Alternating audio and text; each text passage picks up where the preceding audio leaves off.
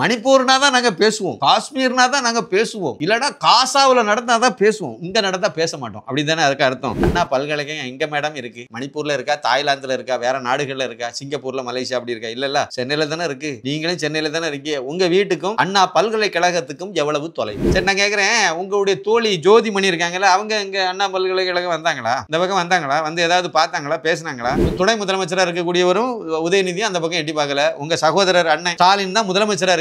அவர் அந்த பக்கம் போய் எட்டி பார்த்தாரா? இது வரைக்கும் அங்க போய் பார்த்தாரா? கவர்னரை குறை சொல்றீங்க, ஆனா கவர்னர் அங்க போய் பார்த்துட்டாரு. 2026க்கு பிறகு வந்து பண்ணி அடைச்சிருப்பாங்கல்ல, அங்கதான் உங்களை எல்லாம் அடைக்க போறாங்க. இத்தனை நாளா அந்த சாரை தேடி அலைஞ்சியா? இப்பதான் மீசக்காரருக்கு அறிவாலயத்தில் இருந்து அனுமதி கிடைச்சிருக்கும் போல. அவனை கொன்னுட்டா பெரிய தலையை காப்பாத்திடலாம், அதான மீச அப்படிங்கிறது.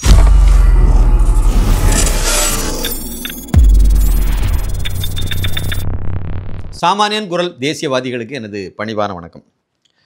அண்ணா பல்கலைக்கழக மாணவி கற்பழிக்கப்பட்டது தொடர்பாக காணாமல் போனவங்க நிறைய பேர். அதில் முக்கியமான ஒரு ஆள் வந்து தர்மபத்தினி கனிமொழி அவர்கள்.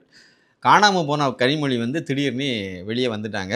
வந்து அவங்க வந்து ஒரு கருத்து சொல்லியிருக்காங்க. அதுவும் எதுக்கு கருத்து சொல்லியிருக்காங்க அப்படின்னா, குஷ்பு சுந்தர் அவங்க வந்து ஒரு கருத்தை சொல்லியிருந்தாங்க. திமுகவில் உள்ள மகளிர் அணி செயலாளராக இருந்தவர் இப்போ துணை பொதுச் செயலாளராக இருக்கக்கூடிய கனிமொழி கூட இந்த மாணவி விவகாரத்தில் வந்து கண்டுக்கல, அவங்க வெளியே வரல, இதை பற்றி பேசலைன்னு சொல்லி ஒரு கருத்தை சொல்லியிருந்தாங்க.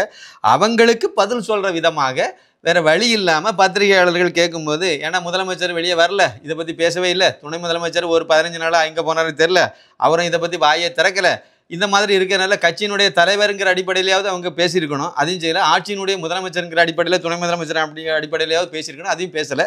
இந்த மாதிரி சூழ்நிலையில் இனிமேல் நான் இவங்க வந்து அனுப்பியிருக்காங்கன்னு நினைக்கிறேன். ஏன்னா மற்றவங்க பேசி பிரயோஜனம் இல்லை, இவங்க பேசியும் பிரயோஜனம் இல்லை, அது வேற கதை. ஆனால் வெளியே வந்திருக்காங்க, அதில் நீங்கள் பாராட்டணும். ஏன்னா மகளிர் மாதர் சங்கம்னு ஒரு பெரிய கும்பல் எங்கே போச்சு, சீனாவை போய்ட்டு என்ன வரலன்னு நினைக்கிறேன்.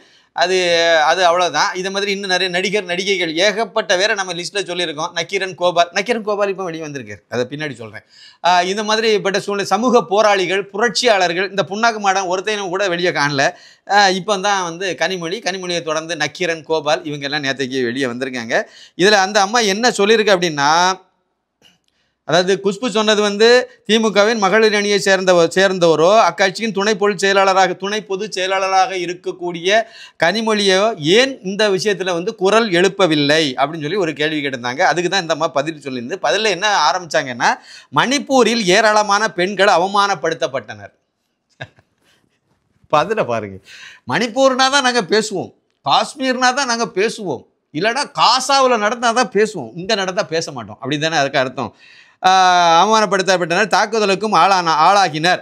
ஆனால் இன்று வரை அம்மாநிலத்துக்கு சென்று பாதிக்கப்பட்ட பெண்களை பார்த்து நடந்த சம்பவம் குறித்து கேட்டு ஆறுதல் சொல்லக்கூட போகாதவர் நம் பிரதமர் மோடி. மணிப்பூருக்கு இன்னும் போகலை, அங்கே அவங்களுடைய ஆதரவுக்கு அந்த பாதிக்கப்பட்ட பெண்களை பார்த்து அதுக்கு ஆறுதல் சொல்லலை அப்படின்னு சொல்லிட்டு இங்கே இருக்கக்கூடிய நம்ம தர்மபத்தினி கனிமொழி அவர்கள் வந்து ரொம்ப ஆதங்கப்பட்டு பதிவு பண்ணியிருக்காங்க. நான் என்ன கேட்குறேன்னா, அண்ணா பல்கலைக்கழகம் எங்கே மேடம் இருக்குது? மணிப்பூரில் இருக்கா, தாய்லாந்தில் இருக்கா, வேறு நாடுகளில் இருக்கா, சிங்கப்பூரில், மலேசியா அப்படி இருக்கா? இல்லைல்ல, சென்னையில் தானே இருக்குது. நீங்களும் சென்னையில் தானே இருக்கீங்க. உங்கள் வீட்டுக்கும் அண்ணா பல்கலைக்கழகத்துக்கும் எவ்வளவு தொலைவு? அது சொல்லுங்கள். நீங்கள் அண்ணா பல்கலைக்கழகம் கிண்டி பகுதியிலும் இருக்குது, உங்கள் வீடு சிஐடி காலனியில் இருக்குது, அதுக்கு எவ்வளோ தொலைவு அதை சொல்லுங்கள். போகிறதுக்கு எத்தனை நிமிடம் ஆகும்? உங்களுடைய காரில் நீங்கள் போகிறது எத்தனை நிமிஷம் ஆகும்? எத்தனை தடவை அங்கே போனீங்க? போய் அங்கே என்ன நடந்துன்னு எதை கண்டுபிடிச்சிங்க? என்ன அந்த பாதிக்கப்பட்ட இது இன்னுமே பாதிக்காத அளவுக்கு நீங்கள் ஏதாவது வெளியே வந்தீங்களா? கேவலமாக இல்லை இது? சரி, மணிப்பூருக்கு நீங்கள் போகிறது மோடி போகலைன்னு சொன்னீங்க. இப்போ எதிர்கட்சி தலைவராக இருக்கார்ல, எதிர்கட்சி தலைவர், நீங்கள் போகலை, அண்ணா பல்கலைக்கழகம் போய் எட்டி பார்க்கல, ஒரு பெண்ணுங்கிற அடிப்படையில் கூட நீங்கள் இதுக்கு குரலும் கொடுக்கல, அதுக்கு சாதகமாக எதுவுமே பேசவும் இல்லை. இதில் யார் அந்த சாரணி ஒரு நாதாரி இன்னமும் உள்ள மறைஞ்சிட்டு கிடக்கு, அது மா சுப்பிரமணியமாக இருக்கும், இல்லைனா வந்து உதயநிதியாக இருக்கும், அப்படிலாம் வந்து பரவலாக நிறைய விஷயங்கள் விவாதிக்கப்படுது. இதை பற்றி நீங்கள் வாயே திறக்கலை. அந்த சாருங்கிறது யாருங்கிறத கண்டுபிடிக்கிறதுக்கு நீங்கள் எந்த முயற்சியும் நீங்கள் எடுக்கலை. அந்த இது மாதிரியான பெண் குழந்தைகளுக்கு ஆதரவாகவும் நீங்கள் குரல் கொடுக்கலை. ஆனால் மணிப்பூருக்கு ஏன் போகலன்னு நீங்கள் கேட்குறீங்க. ரொம்ப கரெக்டாக இருக்குல்ல? சரி, நான் கேட்குறேன், உங்களுடைய தோழி ஜோதிமணி இருக்காங்களா, அவங்க இங்கே அண்ணா பல்கலைக்கழகம் வந்தாங்களா? இந்த பக்கம் வந்தாங்களா? வந்து ஏதாவது பார்த்தாங்களா, பேசினாங்களா? சரி, இருக்கட்டும். அப்புறம் வந்து நான் ஏற்கனவே சொன்ன மாதிரி உங்களுடைய கூட்டணியினுடைய ஐஎன்டி கூட்டணியினுடைய தலைவர் தானே, தலைமை தாங்கக்கூடிய தானே காங்கிரஸ். அந்த காங்கிரஸினுடைய தலைவர்கள் யாராவது ஒருத்தங்க இந்த அண்ணா பல்கலைக்கழக மாணவி சம்பந்தப்பட்ட விஷயத்துக்கு குரல் கொடுத்தாங்களா, பேசுனாங்களா, கேள்விப்பட்டிருக்கீங்களா நீங்கள்? அதாவது இங்கேருந்து கிளம்பி வெளிநாட்டுக்கே போயிட்டார், தாய்லாந்துக்கு போயிட்டார். யார்? ராகுல் அவரை தான் பிரதமராகன்னு நீங்கள் சொல்லிட்டு இருக்கீங்க. பிரதமர் மணிப்பூருக்கு போகலைங்கிறத குற்றச்சாட்டாக சொல்கிறீங்க. ஆனால் நீங்கள் வந்து பக்கத்தில் இருக்க அண்ணா பல்கலைக்கழகத்துக்கு போக மாட்டேங்கிறீங்க. இது எந்த வகையில் சரியாக இருக்கும் மேடம்? உங்கள் அண்ணன் அதுக்கடுத்து துணை முதலமைச்சராக இருக்கக்கூடியவரும் உதயநிதியும் அந்த பக்கம் எட்டி பார்க்கல. உங்கள் சகோதரர் அண்ணன் ஸ்டாலின் தான் முதலமைச்சராக இருக்கார், அவர் அந்த பக்கம் போய் எட்டி பார்த்தாரா? இது வரைக்காவது அங்கே போய் பார்த்தாரா? கவர்னரை குறை சொல்கிறீங்க, ஆனால் கவர்னர் அங்கே போய் பார்த்துட்டாரு, விசாரணை நடத்திட்டாரு, அவருக்கு பங்குக்கு என்னென்ன ஏற்பாடுகள் பண்ண சொல்லணுமோ அதெல்லாம் உத்தரவு போட்டு அவர் பாட்டு போயிட்டார். இதை கண்காணிச்சுட்டு இருக்கார். தொடர்ந்து வரக்கூடிய தகவல்கள் எல்லாம் ஆதாரங்கள் எல்லாம் அவர் சேகரிச்சுட்டு இருக்கார். நீங்கள் முதலமைச்சராக இருக்கக்கூடிய மு.க. ஸ்டாலின் என்ன பண்ணிட்டு இருந்தாரு, என்ன பண்ணிட்டு இருக்காரு? அப்புறம் துணை முதலமைச்சராக இருக்கக்கூடிய உதயநிதி ஸ்டாலின் என்ன பண்ணிட்டு இருக்காரு? நீங்கள் என்ன பண்ணிட்டு இருக்கீங்க? குற்றவாளியை காப்பாற்றணும்னு சொல்லி நீங்கள் போராடிட்டு இருக்கீங்க இல்லையா? அவரோடு தொடர்புடைய அந்த நபர் யார் என்பது குறித்தும் போலீஸ் அதிகாரிகள் ஒருங்கிணைந்து அமைக்கப்பட்டிருக்கும் குழு தீவிரமாக விசாரணை நடத்தி வருது. யார் அவருங்கிறத தீவிரமாக விசாரணை நடத்திட்டு இருக்காங்கண்ணா, கேவலமா இல்லையா?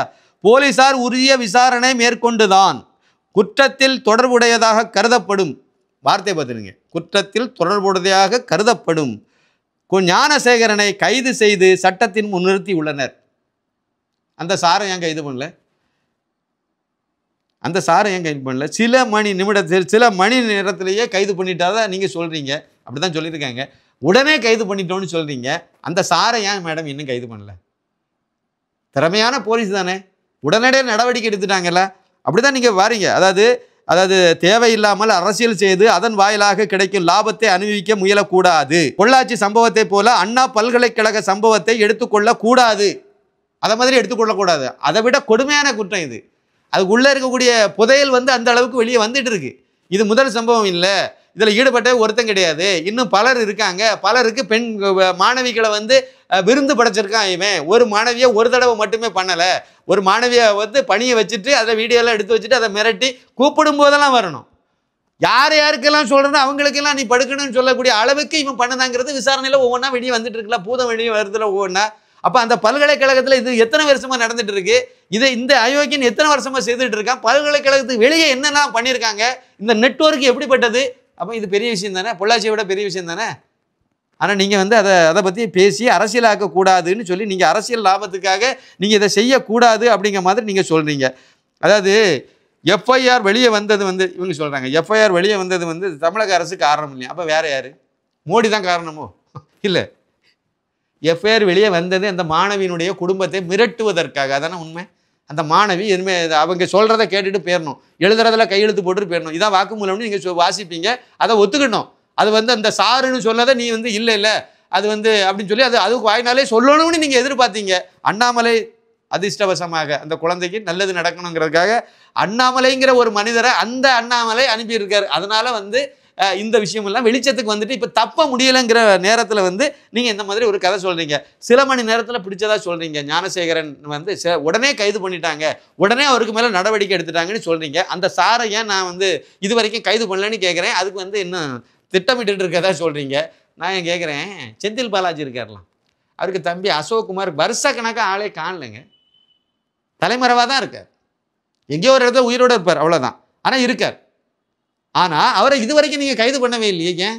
சில மணி நேரத்தில் உடனே கைது பண்ண உங்களால் அதையும் கைது பண்ண முடியல? வேங்க வயல் மேட்ரு இப்போ தெரியுமா உங்களுக்கு? சமூக நீதி ஆட்சின்னு சொல்லிட்டு இருக்கீங்க. வயலில் வந்து வேங்க வயலுங்கிற இடத்துல வந்து குடிநீரில் மலத்தை கலந்து 2 வருஷம் ஆச்சு. சிபிசிஐடி விசாரணைக்கெல்லாம் உத்தரவு போட்டிருக்கீங்க. கோர்ட்டில் பல தடவை 9க்கு மேற்பட்ட தடவை குட்டு கொடுத்தாச்சு. இது வரைக்கும் ஒரு குற்றவாளியை கூட நீங்கள் கண்டுபிடிக்கவே இல்லையே. ஏன்? சில மணி நேரத்தில் உங்கள் லட்சணம் இதுதானே, மூடி மறைக்கிறது தான் உங்கள் லட்சணம். கற்பழிக்கப்பட்ட சிறுமி 10 வயசு சிறுமிக்கு அண்ணா நகரில் கற்பழிக்கப்பட்ட 10 வயசு சிறுமிக்காக நீதி கிடைக்கக்கூடாதுங்கிறதுக்காக சுப்ரீம் கோர்ட் வரைக்கும் போனது தான் உங்கள் அரசாங்கம். நீங்கள் சொல்கிறீங்க, வேறு வழி இல்லாமல் வெளியே வந்துருக்கீங்க. அதை மட்டும்தான் நம்ம இந்த இடத்துல நம்ம அதை சொல்ல முடியும். இருக்கட்டும். கூடுதலாக ஒரு கேள்வி கேட்டுவிட்டாங்க. என்னென்னா, மதுரையில் வந்து ஆட்டு மந்தையில் வந்து குஷ்பு உட்பட பாஜக மகளிர் பெண்களை கொண்டு அடைச்சி வச்சாங்களே அப்படின்னு கேட்டதுக்கு இந்த அம்மா என்ன சொல்லுதுன்னா, அடைக்கும் இடத்தில் ஏன் ஆடு அடைக்கும் இடத்தில் ஏன் மனிதர்களை அடைக்கப் போகிறார்கள்? அடைக்கல. வீடியோ வந்துட்டு, ஃபோட்டோ வந்துட்டு, எல்லாமே வெளியே வந்துட்டு, செய்தியெல்லாம் வெளியே வந்து போச்சு. முன்னணி பத்திரிகைகள்லாம் வந்த பிறகும் இந்த அம்மா வந்து எந்த மாதிரி எப்படி அதை அப்படியே அதை அந்த ஆடி அடிக்கிற இடத்துல எதுக்கு கொண்டு அங்கே அடைக்க போகிறாங்க அப்படிலாம் அதெல்லாம் ஏற்றுக்க முடியாது, அதெல்லாம் வந்து உண்மை கிடையாதுங்கிற மாதிரி இவங்க வந்து அப்படி சொல்கிறாங்க. நான் என்ன சொல்கிறேன்னா, அடுத்து 2026க்கு பிறகு வந்து பண்ணி அடைச்சிருப்பாங்கல்ல, அங்கே தான் உங்களெல்லாம் அடைக்க போகிறாங்க. அதான் நடக்க போகுது. கொஞ்சம் பொறுமையாக இருந்து பாருங்கள். இந்த நேரத்தில் வந்து சட்டசபையில் ஒரு விவகாரம் வந்து நாளைக்கு வந்து சட்டசபை கூடுது. அதில் ஒரு பெரிய இந்த விவகாரம் வந்து வெடிச்சு செதற போகுது. எங்க பாஜக இந்த விஷயத்தில் வந்து பாஜக எம்எல்ஏக்கள் எல்லாம் இதில் வந்து ஓரணியாக நின்று இதை பண்ண போகிறாங்க. பாமக எம்எல்ஏக்களும் இதுக்கு குரல் கொடுக்க போகிறாங்க, எல்லாம் பண்ண போகிறாங்க. அதிமுக ஏற்கனவே எதிர்க்கட்சி அதிமுகவாக இருக்குது. அவங்க இந்த விஷயத்தை பெரிய அளவில் பேச போகிறாங்க. நாளைக்கு அங்கே இதில் சபை ஒத்தி வச்சுட்டு ஓட போகிறாரு ஸ்டாலின். வந்து இதுதான் நடக்க போகுது. இதில் வந்து அதிமுக, பாஜக, பாமக இவங்கெல்லாம் வந்து எதிர்க்கட்சி வரிசையில் இருக்கனால இவங்கெல்லாம் வந்து இந்த பிரச்சனையை வந்து விவாதத்துக்கு எடுத்துக்குவாங்க. அந்த சாரு யாருங்கிறத பற்றி கண்டிப்பாக அங்கே இது வரும். ஏன் மூடி மறைக்க முயற்சி பண்ணிங்கிறதும் வரும். அதுக்கு என்ன பதில் சொல்கிறாங்கிறது ரெண்டாவது இருக்கட்டும். ஆனால் இதில் முக்கியமான ஒரு விஷயம் என்னென்னா, திருமாவளவனுடைய கட்சியை சேர்ந்த பாலாஜிங்கிற எம்எல்ஏ வந்து சபாநாயகர் அப்பாவுக்கு வந்து நோட்டீஸ் கொடுத்துருக்காரு. நாளைக்கு நடக்கக்கூடிய சட்டசபை கூட்டத்தொடரில் வந்து ஒத்திவைப்பு தீர்மானம் கொண்டு வந்து சபையை ஒத்தி வச்சுட்டு இந்த விஷயத்தை வந்து விவாதிக்கணும், அந்த தீர்மானத்தின் மேலே விவாதம் நடத்தணும்னு சொல்லி அவர் வந்து ஒரு குரல் ஒரு நோட்டீஸ் கொடுத்துருக்காரு. இது வந்து அவங்க வந்து என்ன இன்னொரு காரணத்துக்கு தான் இதை பண்ணிட்டு கிடக்காங்கிறது ஒரு பக்கம் இருந்தாலும், மக்கள் இந்த அளவுக்கு கொந்தளிச்சு போய் இருக்காங்க. அதனால இனிமே நம்ம பேசித்தான் ஆகணுங்கிற நிர்பந்தம் அவங்களுக்கு வந்திருக்கு அப்படிங்கிறத நம்ம இந்த இடத்துல புரிஞ்சுக்கலாம். கிரவுண்டு ரியாலிட்டி என்ன அப்படின்னா, திமுக ஆட்சிக்கு மேலே சேட்டை வாரி பூசுகிறார்கள், கோபத்தில் இருக்கிறார்கள், கொந்தளிப்பில் இருக்கிறாங்க. இன்னமும் நம்ம வந்து அவங்களுக்கு ஒத்து ஊதி முட்டு கொடுத்துக்கிட்டே இருந்தோம்னா நம்மளையும் சேர்த்து மிதிச்சு போடுவாங்கிற ஒரு இடத்துக்கு வந்து கூட்டணி கட்சிகள் வந்திருக்குங்கிறத நம்ம இந்த இடத்துல புரிஞ்சுக்கலாம். இல்லை பாலகிருஷ்ணன் கம்யூனிஸ்ட் கட்சியினுடைய மாநில செயலாளராக இருக்கக்கூடிய, அதாவது இந்திய மார்க்சிஸ்ட் கம்யூனிஸ்ட் கட்சியினுடைய மாநில செயலாளராக இருக்கக்கூடிய பாலகிருஷ்ணன் வந்து தமிழகத்தில் அறிவிக்கப்படாத அவசர நிலை உள்ளது அப்படிங்கிற மாதிரி நேரடியாகவே அவரும் வந்து இந்த குற்றச்சாட்டை வச்சிருக்காரு. காரணம் வேற ஒன்று இருக்குது. இருந்தாலும் அவர் சொன்ன இந்த விஷயம் வந்து மக்கள் மன்றத்தில் வந்து கண்டிப்பாக இந்த ஆட்சிக்கு எதிராக மிகப்பெரிய கோபம் இருக்குங்கிறத வெளிப்படுத்துகிற விதமாக நம்ம இந்த இதை பார்க்கலாங்கிறது என்னுடைய கருத்து. இப்போ இந்த இடத்துல நான் இன்னும் ஒரு சின்ன விஷயத்தையும் சேர்க்கணும்னு நினைக்கிறேன்.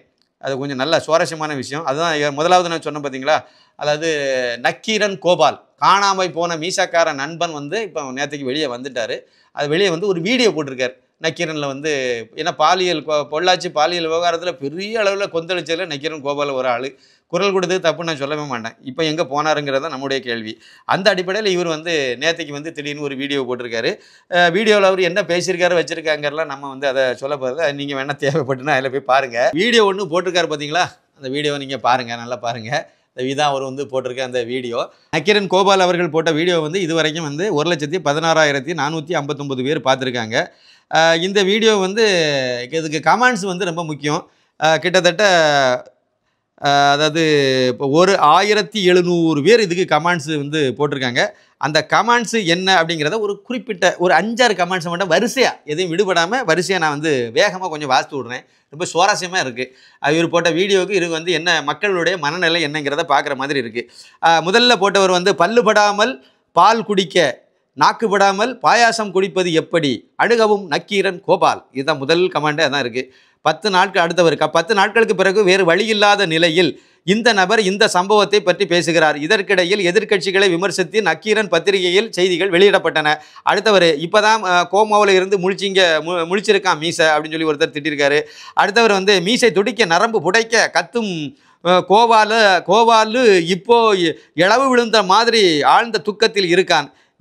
இத்தனை நாளாக அந்த சாரை தேடி அலைஞ்சியா அப்படின்னு சொல்லி ஒருத்தர் கேட்டிருக்காரு. இப்போ தான் மீசக்காரருக்கு அறிவாலயத்தில் இருந்து அனுமதி கிடைச்சிருக்கும் போல அவர் ஒருத்தர் சொல்லியிருக்காரு. அடுத்தவர் வந்து அவரை விமர்சிக்கும் கருத்துக்களை படிக்க மட்டும் யார் இங்கே இருக்கிறார்கள், அது ஒரு பாயிண்ட்டு. அடுத்து வந்து எங்கேடா இத்தனை நாள் பிணமாக கிடந்தா, அது ஒரு இது. அடுத்தவர் வந்து அவனை கொன்னுட்டா பெரிய தலையை காப்பாற்றிடலாம், அதான மீசை அப்படிங்கிறது. இவ்வளவு காலமாக எங்கே சார் போனீங்க, பொள்ளாச்சி சம்பவத்தில் நீங்கள் பேசிய வீரம் இன்று இல்லை, நக்கீரன் வாசிப்பதை நிறுத்திவிட்டேன் தூ அப்படின்னு சொல்லி ஒருத்தர் திப்பியிருக்காரு. என்னப்பா அதிசயமாக இருக்குது, ஆடு நனைகிறது என்று ஓநாய் அழுத கதை ஞாபகத்துக்கு வருகிறது. அடுத்தவர் வந்து ஐயா ஞானசேகரனை போட்டுவிட்டால் ஆளுங்கட்சி பிரமுகர்கள் escape as like Ramkumar case maybe coming soon அப்படின்னு சொல்லி ஒருத்தர் சொல்லியிருக்காரு. பேசணும்னு பேசாத மாப்பிள்ளை ரீல் அருந்து போச்சு அவர் சொல்லியிருக்காரு. ஒன்றா ஊர் சுற்றுவாங்களாம், பிரியாணி சாப்பிடுவாங்களாம், ஃபோட்டோ எடுத்துக்குவாங்களாம், ஆனால் யாருன்னே தெரியாதாம். இன்னும் எத்தனை இன்னும் எங்களை பைத்தியக்காரனே நினச்சிக்கிட்டு இருக்கீங்க அப்படின்னு சொல்லிட்டு அவர் ஒருத்தர் சொல்லியிருக்காரு. இன்னொருத்தர் வந்து கிஷோர் கே சாமிக்கு நன்றின்னு சொல்லியிருக்காரு. இன்னும் அடுத்தவர் வந்து கோபால் பாவம் தர்ம சங்கடத்துக்கு ஆளாகி விட்டார். ஞானசேகரன் கடைசி வரைக்கும் முகத்தில் எந்த ரியாக்ஷனும் இல்லை. பாவம் ஞானசேகரன் பேசும்போது இவருக்கு முகத்தில் எந்த ரியாக்ஷனும் இல்லையா. அடுத்தல இந்த ஸ்ரீமதியை மறந்தது ஏன், விடமாட்டோம் விடவே மாட்டோம்னு சொன்னதே மறந்து போனது ஏன், உங்கள் ஆட்சிக்கு வந்துட்டல பண்ண வேண்டியது தானே, அதான் அவர் அதை கேட்கிறாரு. அவனை கொன்றால் அந்த போன் பேசியது யாருன்னு தெரியாமல் போய்விடும். நீங்கள் அவனை போட்டுத்தள்ள சொல்வதும் கை கால்களை உடைத்ததோடு வாயையும் உடைக்க சொல்றீங்க. அப்புறம் எப்படி உண்மை சொல்ல முடியும்? உயிரோடு இருந்தால் தானே மொத்த உண்மையும் வெளியே வரும். அடுத்தவர் சொல்லியிருக்காரு. அடுத்தவர் கோபால் ஈயம் பூசின மாதிரியும் விளக்க வேணும், ஈயம் பூசாத மாதிரியும் விளக்க வேணும். கோபாலபுரம் மனம் நோகாமல் இருக்க வேணும் வேண்டும். பூசு பூசு மீசையில் மண் ஒட்டாமல் பூசு அப்படின்னு சொல்லியிருக்காரு. அடுத்தவர் எத்தனை நாள் எங்கே போனீங்க யாரை காப்பாற்ற இந்த நாடகம் மீசையே. அடுத்தவர் இத்தனை நாள் என்ன செய்தீர்கள் கோபால், எல்லாமே நடிப்பா கோபால். சம்பவம் நடந்தது 23/12/24, வீடியோ நாள் 5/1/25. உங்கள் மனசாட்சி உங்களை எப்படி தூங்க விட்டது? அடுத்தவர் நக்கீரன் அவர்களே, கட்டாயத்தின் பேரில் தான் பேசுவது போல் இருக்கிறது. அடுத்தவர் மக்கள் நக்கீரனை இப்போது தான் நன்றாக புரிந்து கொண்டு விட்டார்கள், நன்றி. இவன் இடத்தை பிடிக்க எவனாலும் முடியாது. அடுத்தவர் கோபால் ஐயா, உங்களுக்கு நிலைமை தற்போது தமிழ்நாட்டு மக்களுக்கு புரிகிறது. ஐயையோ பாவம். அடுத்தவர் 2:22 கரெக்டாக பாயிண்ட்டுக்கு வந்துட்டான். இந்த நேரம் கொண்டு இருக்கணும், அப்போ தான் மற்ற பெரிய முதலைகள் தப்பிக்க முடியும். அவனை போட்டு தள்ளிட்டா அவன் சாரு யாருன்னு சொல்லுவது யார் சொல்லுவது? அடுத்தவர் எதுக்கு அவனை கொல்லணும் வெட்டணும்னு துடிக்கிறாரு? அப்படி நடந்துட்டா சார் யாருன்னு தெரியாமல் போயிடும்னா அப்படின்னு கேள்வி கேட்டிருக்காரு. அடடா, நக்கீரன் கோபாலுக்கு மீசை லேட்டாக தான் துடித்தாலும் லேட்டஸ்ட்டாக துடிக்குது. 10 நாட்களுக்கு பிறகு தூங்கிய மீசை இப்போ தான் தூங்கி எழுந்திருக்கு, டக்குன்னு துடிக்குது. அடுத்தவர் ஊரே திமுகவை காரி துப்பவும் வேற வழி இல்லாமல் 1 மாதம் கழித்து வெளியே வந்திருக்கிறார் மிஸ்டர் கோபால். அடுத்தவர் உங்கள் பேட்டி ஏனோ மிகவும் டல்லாக உள்ளது, பழைய வேகம் மிஸ்ஸிங். அடுத்தது நெற்றிக்கண் திறப்பினும் குற்றம் குற்றமே என்று சொல்ல வேண்டிய இடத்தில் இருக்க வேண்டிய உங்கள் நிலைமையை நினைத்தால் எனக்கே கொஞ்சம் தர்ம சங்கடமாக தான் உள்ளது. அடுத்தவர் ஒரு பத்திரிகையாளராக கண்டிப்பாக நீங்கள் பேசவில்லை, மற்ற முச்சந்து அரசியல்வாதிகள் போல பேச்சு, ஒரு ஜார்னலிஸ்ட் பேசுகிற பேச்சு இதுவல்ல, தேவையில்லாத பேச்சு அப்படின்னு சொல்லி அடுத்தவர் சொல்லியிருக்காரு. கோபால் கோமாவிலேருந்து எழுந்து வந்துட்டீங்களா கோபால்? அடுத்தது கிஷோர் காமி பேசியது இப்போது தான் தன் காதுக்கு கிடைத்து இருக்குது. அடுத்தவரும் கிஷோர் சாமிக்கு நன்றி சொல்லியிருக்காரு. நக்கீரன் கோபால் எங்கேன்னு கேட்ட பிறகு தான் இந்த விடயத்தில் நீங்கள் வீடியோ போடுகிறீர்கள். ஏன் திமுக காரன் என்று சொன்னால் என்ன குறைஞ்சி போய்விடுமா? எல்லாத்தையும் வாய்கிளிய கதைப்பாய், ஏன் இதை மட்டும் பண்ணுகிறாய் அப்படிங்கிறாரு. நக்கீரன் போட்டு தள்ளு விட்டு சார் காலை காப்பாற்ற யார் சாரை காப்பாற்ற பார்க்குறான். கோபால் பிணம் இப்போது தான் எழுந்து இருக்கு, பார்த்து மீசை பல்லுபடாமல் மெதுவா. காவல் அமைச்சர் யார்? ஏன் முதலமைச்சர் துணை முதலமைச்சர் வாய் திறக்காதது ஏன்? பொள்ளாச்சிக்கு ஒரு நாளைக்கு 2 வீடியோ போட்ட அண்ணன் இப்போ பிரச்சனை நடந்து 10 நாட்கள் கழித்து வந்து குற்றவாளியை என்கவுண்டர் பண்ணணும்னு பேசுகிறதுலேயே தெரியுது. அடுத்தது நடிக்காத போடா, இந்த நடிப்பை எல்லாம் எப்போவோ பார்த்தாச்சு. அடுத்தவர் அவனை போட்டால் அவன் பின்னாடி இருக்கிற சார் யாருன்னு தெரியாமல் போயிடும், அதுக்கு தான் சொல்கிறீங்க. அடுத்து ஏதோ பேசணும்னு பேசுகிறார், நாடகத்தனம் தெரிகிறது. அடுத்து 200 ரூபாய் இந்த மாதம் வரலை போல, இந்த மாதம் 200 ரூபாய் இந்த மாதம் வரல போல அப்படிங்கிறாரு. கடா மீசைக்கு என்ன பேசுறது என்று தெரியாமல் உளறலாகவே பேசுகிறது, என்ன சொல்ல வாரார் என்றே புரியவில்லை. விக்ரம் கோபால் சார், நீங்கள் பக்கா திமுக காரர் சார். இத்தனை நாளாக அந்த சாரை தேடி அலைஞ்சியா? நடிப்பு சூப்பர், ரீல் அறந்து போச்சு, இன்னும் 1 மாதம் கழித்து வீடியோ போட்டிருக்கலாமுங்கிறார் இன்னொருத்தர். அடுத்து செவ்வாய் கிரகத்தில் இருந்து நேற்று தான் வந்தது இந்த ஏலியன். அடுத்து இன்னொருத்தர். அடுத்தவர் வந்து பாலியலுக்கு முந்துவ பங்காளி ஆட்சிக்கு பிந்துவ, இதுதான் உன் விளையாட்டு காலதாமதம் அப்படிங்கிறாங்க. அப்புறம் ஐயா, நீங்கள் நடுநிலையானவர் இல்லை என்று மக்கள் மத்தியில் தெரிந்துவிட்டது, இனி மக்கள் நம்ப போவது இல்லை. அந்த குற்றவாளியை போட்டு தள்ளிவிட்டால் சார் என்பவரை காப்பாற்றி விடலாம் அல்லவா? அருமை. அடுத்தவர் தாங்கள் இத்தனை தாமதமாக கருத்து சொல்ல தங்கள் மேல் பலர் வைத்துள்ள நம்பிக்கை குறையும். 10 நாளாக அடுத்தவர் 10 நாளாக தூங்கிட்டு இருந்தீங்களா மிஸ்டர் கோபால்? ஏதோ சாஸ்திரத்துக்காக பேசுறது தான் நினைக்கிறேன் நான். கடந்த அதிமுக ஆட்சியில் ஸ்ரீமதி விஷயத்தில் முதுகில் சுமந்து தினமும் 10 வீடியோ வெளியிட்ட நீங்கள் இப்போது காலம் தாழ்ந்து ஏதோ பெயருக்கு எல்லோரும் நம்மளை கேள்வி கேட்குறாங்கள் என்ற ஒரு காரணத்துக்காக வீடியோ போட்ட மாதிரி இருக்கு. அண்ணா மெல்ல வந்தாலும் பரவாயில்லை, அவனை மட்டும் இல்லை அந்த சாரையும் சேர்த்து வெட்டணும். கண்டிப்பாக உங்களால் முடியாது என்று ஒன்றும் இல்லை, முடியாதது ஒன்றும் இல்லை. நக்கீரன் நியாயமாக மனிதன்தான், நிரூபிக்க வேண்டிய பொறுப்பு உங்களுக்கு உண்டு. சரி, எங்கே போனாய் கோபாலு? யாரோ நக்கீரன் பிரகாசம் அவன் வீடியோ பாரு. அடுத்து போதும்டா சாமி, அருந்து போச்சு ரீலு, இது உலக மகா நடிப்புடா சாமி. ஈயம் பூசின மாதிரியும் இருக்கணும், பூசாத மாதிரியும் இருக்கணும், பேசுகிற மாதிரியும் இருக்கணும். ஏதோ நானும் பேச வந்துட்டேன். என்ன கோபாலு இப்படி பல்பு வாங்கிட்டியே? எந்த கட்சியும் சாராதவனே உண்மையான பத்திரிகையாளன். உங்கள் மீது விமர்சனங்கள் வைத்திருந்தாலும் இந்த வீரப்பனை மரியாதை குறைவாக பேசுவது, அம்மாவையும் தரம் தாழ்ந்து பேசுவதையும் பார்த்து முகம் சுளித்திருக்கிறேன். ஆனாலும் உங்கள் மீது சிறிது நம்பிக்கை இருந்தது. ஆனால் இந்த பேட்டியிலிருந்து அந்த சிறிது நம்பிக்கையும் போச்சு. சும்மா பேசாமல் இருந்திருக்கலாம். இப்படியே இது கீழே நீங்கள் பார்த்தீங்கன்னா நக்கி கோபால் வேண்டாம் இனியும் மூட்டு உண்மை இப்படி இந்த மாதிரி போட்டு வாங்கியிருக்காங்க. கிட்டத்தட்ட 1700 கமாண்டுகள் போட்டு தும்சம் பண்ணிவிட்டாங்க. நம்ம வீடியோவை நம்ம இப்போ ரெக்கார்டிங் ஆஃப் பண்ணிடுறேன். சரி, என்ன சொல்ல வரேன்னா, இதே மாதிரி மக்கள் புரிஞ்சுக்க ஆரம்பிச்சிட்டாங்க. இது எல்லாத்துக்கும் காரணம் யாருன்னு பார்த்தீங்கன்னா திரு அண்ணாமலை ஐபிஎஸ் அவர்கள் சாட்டை எடுத்து அவருக்கு முதுகில் அவரே அடிச்சுக்கிட்டே தான். அதில் இருந்து தான் விடிவு காலம் பிறக்க ஆரம்பித்து விழிப்புணர்வு ஏற்பட்டது. அவர் கவன ஈர்ப்புக்காக அதை பண்ணினாலும் உண்மையிலே கவனத்தை ஈர்த்துட்டார். ஐபிஎஸ் தான், நன்றி நம்ம அவருக்கு தான் சொல்லணும். இருந்தாலும் இன்னும் நிறைய எத்துவாளிகள் வெளியே வரல. திரைத்துறையில் நட்டி என்கிற நடராஜ், அவர் ஒரே ஒரு நடிகர், கேமராமேன், அவர் மட்டும்தான் இதுக்கு நான் பார்த்ததில் கருத்து சொல்லியிருக்காரு. அப்புறம் மோகன்ஜி அவர் அவரும் கருத்து சொல்லியிருக்காரு, மற்ற டைரக்டர். மற்றபடி நீங்கள் நான் பார்த்தது வரையில் இந்த ஜோதிகாவாக இருக்கட்டும், சூர்யாவாக இருக்கட்டும், கார்த்தியாக இருக்கட்டும், இல்லைனா ஆர்ஜே பாலாஜியாக இருக்கட்டும், இல்லைனா விஜய் சேதுபதியாக இருக்கட்டும், இது மாதிரி நிறைய வெற்றிமாறனாக இருக்கட்டும், இந்த கருத்து கந்தசாமிகள் இயக்குனர் அமீர் எங்கே போய் மூஞ்சி வச்சுட்டு படுத்துட்டு கிடக்குன்னு தெரியல. இது மாதிரி கருத்து கந்தசாமிகள் யாருமே, ஏஆர் ரஹ்மான் வாயே திறக்கலை, எங்கே போனாங்கன்னே தெரியல. மக்கள் புரிஞ்சுக்கிட்டு இருக்காங்க, பார்த்துக்கிட்டு இருக்காங்க, தெரிஞ்சுக்கிட்டு இருக்காங்க. இனிமேலும் இந்த மாதிரி நாடகம்லாம் பண்ணுறது எடுபடாதுங்கிறது என்னுடைய கருத்து. நன்றி, வணக்கம்.